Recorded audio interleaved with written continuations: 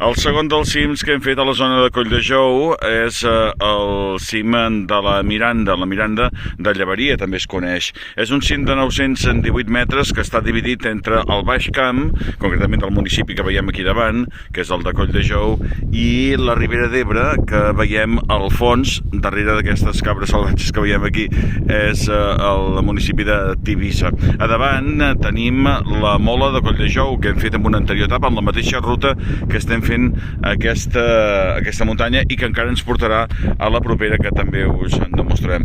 És una muntanya que té un radar meteorològic, que es veu aquí davant instal·lat, i un parell de casetes, i que es troba a la Serra de Llevaria. És una zona preciosa, amb aquest vent que bufa, i que gràcies amb aquest vent ens hem pogut sentir una mica més còmodes amb la que hem fet avui. Estic sentat just a sobre ara del vèrtex geodèsic, com podeu veure aquí darrere meu.